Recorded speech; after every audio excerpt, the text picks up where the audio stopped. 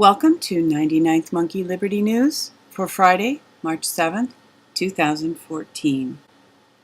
What is happening with Ukraine? I think that's the big question most people are wondering about. Ron Paul, U.S. attempting empire building in Ukraine. And this is an InfoWars article, certainly a valid perspective. And InfoWars reports that BBC now admits armed Nazis-led revolution in Kiev, Ukraine. That is significant. Where did all of this begin? Who began the strife? And if we can determine who began the strife, I think we can follow the money and learn who's backing the strife, who stands to gain, and who would do such a thing as stir up strife in another country. Well, another InfoWars article from a few days ago, leaked phone call, Kiev snipers hired by U.S.-backed opposition. There is evidence that the strife there was very intentionally escalated by U.S.-backed opposition. So, we follow these breadcrumbs, and they usually lead us to the door of the U.S. these days, of the cabal behind the U.S., the shadow government behind the U.S. government that is really in control and stirring up all kinds of problems for all kinds of people and for all kinds of reasons, mostly greed and a thirst for power. Yesterday I mentioned that an RT anchor had quit on air, and this has to do with propaganda. She said that she was being forced to put out anti-American stories. I want to consider this for a few minutes. This is a very in-depth consideration of what exactly was going on with her. And this is from jpinho.com, Propaganda or the Other Side of the Story. And the irony that is pointed out in this article is that one of the people who was really applauding this move to quit RT had been very deeply involved in establishing propaganda networks to broadcast American propaganda into communist regions in Europe. What I really want to examine here is the propaganda surrounding what's going on in Ukraine and with Russia, and this struggle of who's blame shifting.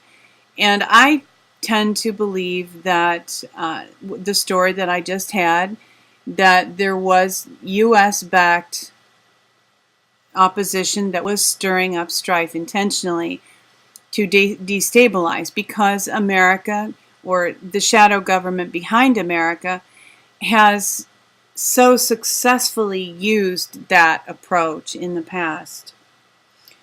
And I want to consider a possibility here. Something that occurred to me yesterday. Israel, the whole Middle East strife thing did not work to get Americans involved in Syria. That crumbled. And it behooves the military-industrial complex to keep us at war.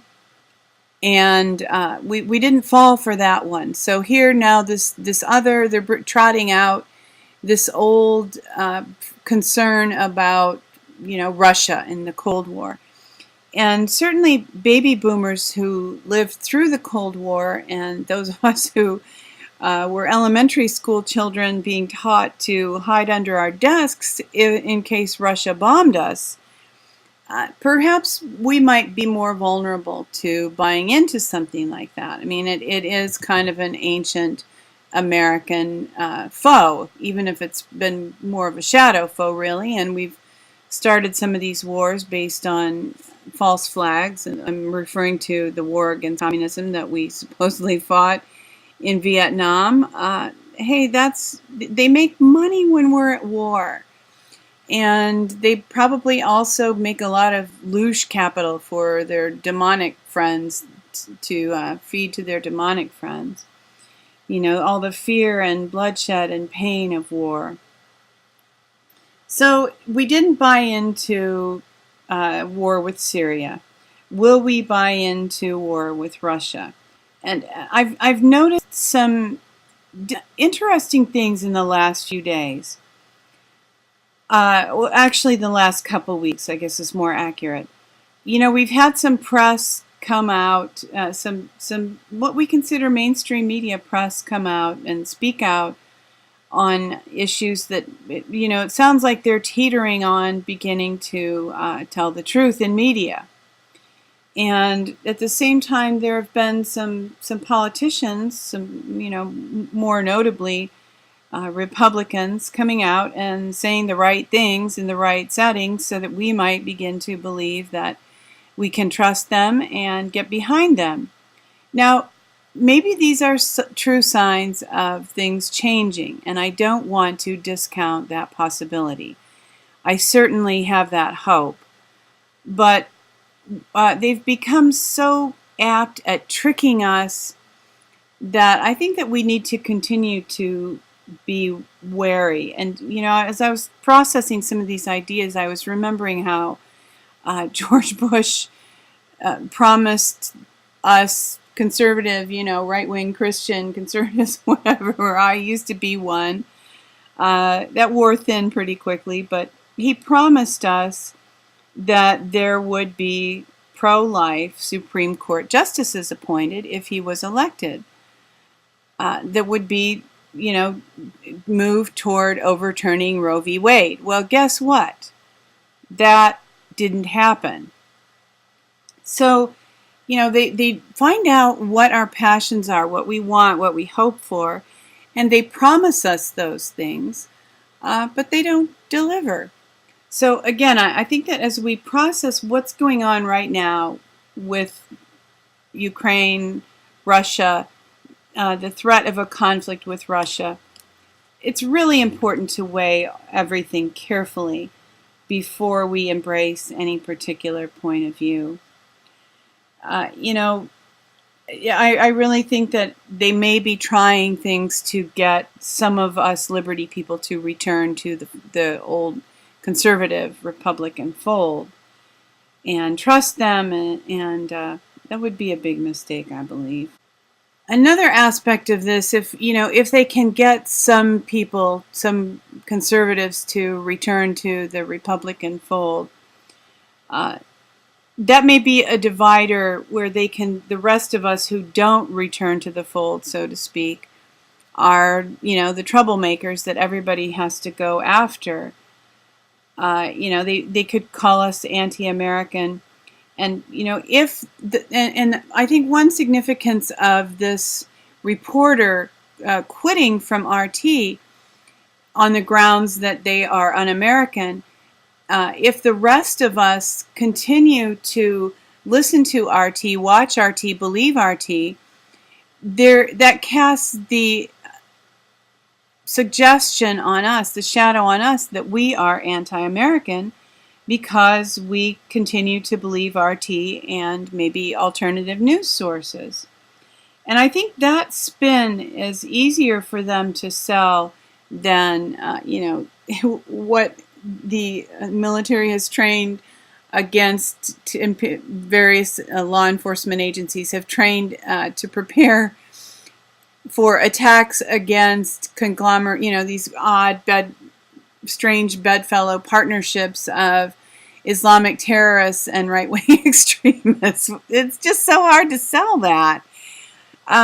It might be more believable to people that there would be some kind of an alliance between conservative, pro-Russian, you know, anti-homosexual groups and, you know, what right-wing conservative what they like to call nut jobs. Us! Hello.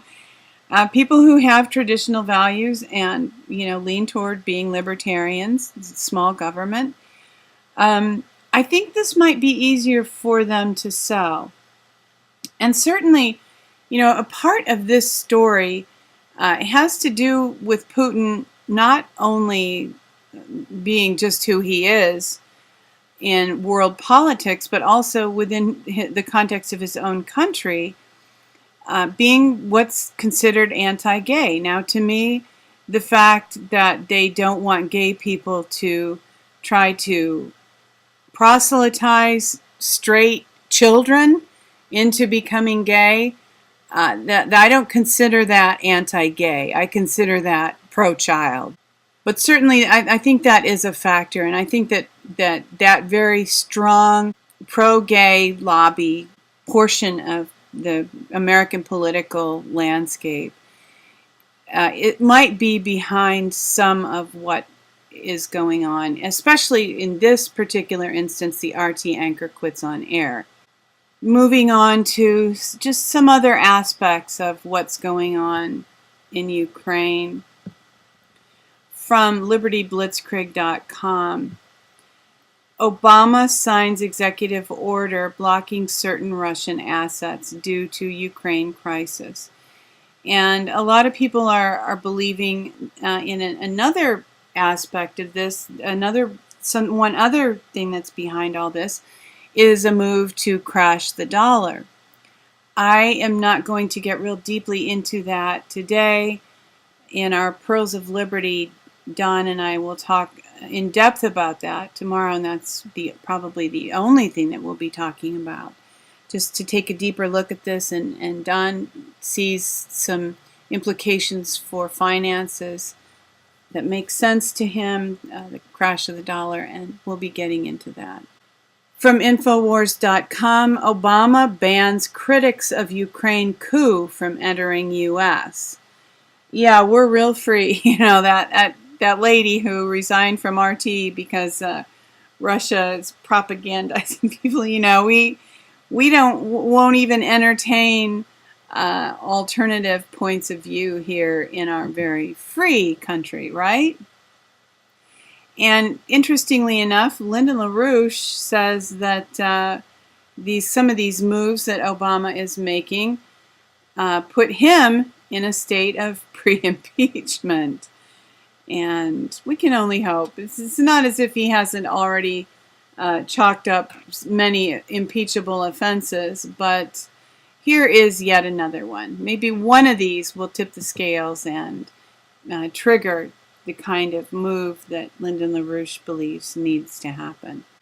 From Blacklisted News, moving away from all the Ukraine news, Obama promises illegals Obamacare sign-up info won't be used for deportation. Well, at some point, we were made to believe that Obamacare would not be extended to illegals. Obviously, it will be, and it's not a trap for them.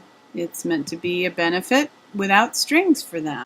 You probably have heard that alleged Bitcoin creator was taken on wild car chase by media.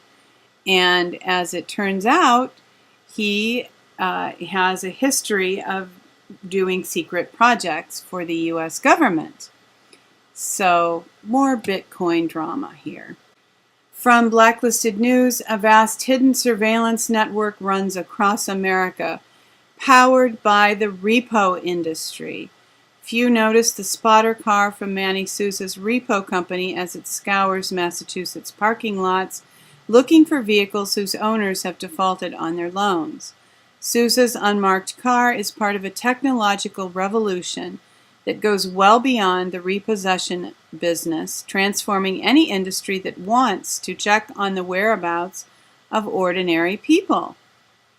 An automated reader attached to the spotter car takes a picture of every license plate it passes and sends it to a company in Texas that already has more than 1.8 billion plate scans from vehicles across the country.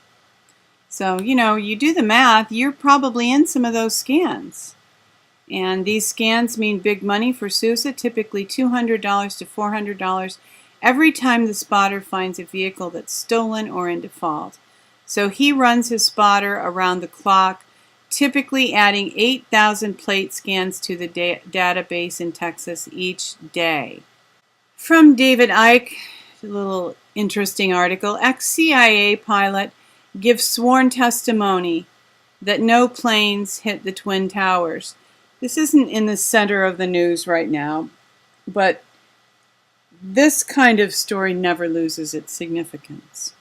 Until, of course, maybe it'll lose some of its significance when the perpetrators of 9/11 are jailed, or at least publicly unmasked in a broad manner, so that what actually happened that day is beyond dispute. An InfoWars article, Missouri teachers object to being shot during drills. I bring this up because in the community where I live, a similar thing has gone on for many years. Not this specific kind of a drill, but they pretend, before prom, they always have a simulated horrible car crash that was due to drunk driving. And they set this up, they traumatize people as if it's real. And one reason I object to that, I personally happen to believe that on a spiritual level, pretending that you're dead invites a spirit of death. I mean, and to me, LaRouche being generated, there is real trauma, even though it's a staged event. There's real trauma, there's real LaRouche, and this is just not healthy. Rehearsing a catastrophe in some respects almost invites a catastrophe. And of course, as we know, there have been many occasions where there was a staged drill and it became an actual false flag event. So this is just not healthy on many levels, and they're being forced to participate. And personally, if I were them, or if I had a child that attended that school, there would be a sick day that day. From cnsnews.com, cold shoulder, ABC, CBS excludes scientists critical of global warming for more than 1,300 days. Like a simple parlor trick, the networks are able to make skeptical scientists vanish, at least from the eyes of their viewers. You can file this in Don't Trust the Media. And getting into some good news here, finally, right? New Jersey man escapes 5-year sentence after dash cam footage clears him and indicts the cops. I guess this could be a commercial for a dash cam. Anyway, if you have your own evidence that everybody's watching you, if you can watch the government and law enforcement back, so much the better. And that does not violate the Bill of Rights. And for our last news item of the day from the Daily Poll, bill to make the fine 0 for violating the individual mandate passes by 90 votes. And this is about not having a fine for refusing to sign up for Obamacare. So hopefully this will, at least it registers protest. And this is a pretty healthy pass here. So people are not wanting Obamacare. People are realizing what it is. And of course, Congress is caught between a rock and a hard place, because all of the people who are lobbying them and giving them nice gifts, and who probably hold some dirt on them that they can use to blackmail them, are telling them, yeah, Obamacare, it has to happen. The insurance lobby is pressing for this, and the American people, who are the real bosses of Congress are saying, we don't want this. So how will Congress resolve this? I don't know. Sounds like a quandary. Thank you for tuning in for today's 99th Monkey Liberty News. This is Friday, so I will wish you a peaceful, restful, and fun weekend. Weeping may endure for a night, but joy comes in the morning. Hoping that you will love one another, take care, and insist on liberty.